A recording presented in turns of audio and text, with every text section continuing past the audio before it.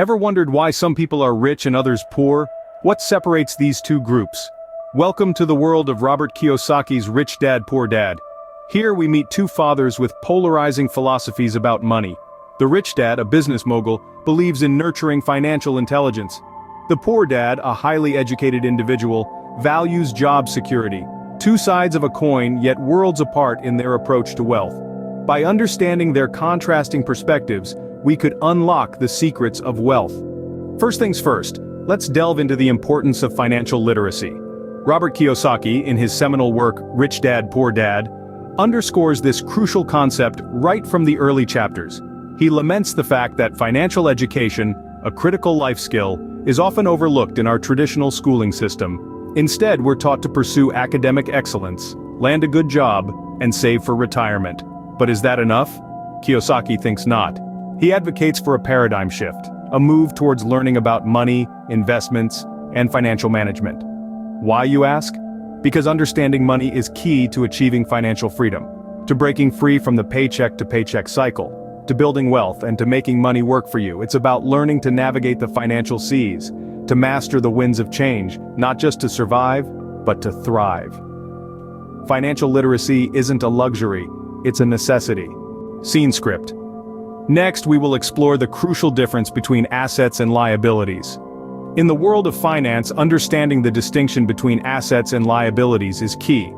In Robert Kiyosaki's book, Rich Dad, Poor Dad, he simplifies these concepts to their core.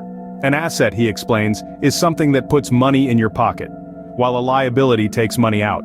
Assets can include investments like stocks, bonds, real estate, and even intellectual property. They generate income or appreciate in value over time. On the other hand, liabilities are your debts and obligations. They could be your car loan, mortgage, credit card debt, or anything else that requires regular payments. Here's where it gets interesting. Kiyosaki points out that the rich and the middle class view assets and liabilities differently. The rich understand that accumulating assets, not income, is the path to wealth. They buy assets that generate income, cover their expenses, and fund their lifestyles. On the flip side, the middle class often confuses liabilities for assets. They buy houses with mortgages, cars on loans, and fill their lives with high-maintenance possessions that drain their resources.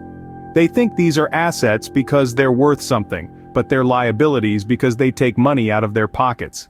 In summary, understanding the difference between assets and liabilities and knowing how to leverage them is a cornerstone of financial literacy. Remember, the rich buy assets, the poor only have expenses, and the middle class buys liabilities they think are assets. Now let's discuss the importance of minding your own business. In Robert Kiyosaki's world, this doesn't mean turning a blind eye to the affairs of others. Rather, it's about focusing on your own financial affairs.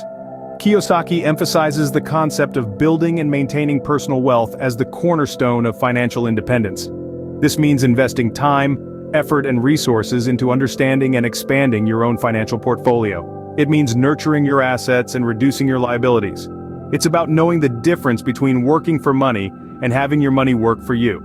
It involves cultivating a mindset of wealth creation rather than just income generation. It's about being proactive rather than reactive in your financial decisions. And most importantly, it's about taking full responsibility for your financial future. Remember, the path to financial independence begins with self-education and self-discipline. Your financial future is in your hands, so mind your own business. Finally, we will delve into the power of corporations. In Rich Dad, Poor Dad, Robert Kiyosaki emphasizes the instrumental role corporations play in wealth creation. He posits that the rich, unlike the middle class and the poor, leverage corporations to safeguard and magnify their wealth. Now you might ask, how do they do this? Well, corporations provide a legal structure that allows the wealthy to manage their money more efficiently.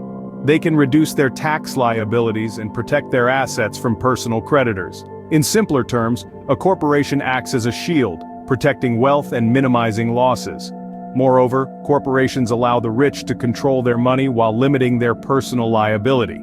They provide a way to take calculated risks, invest in new ventures, and potentially reap huge profits, all without risking personal wealth. It's like playing a game of chess with a safety net. But corporations aren't just about protection and tax benefits, they also provide opportunities for growth.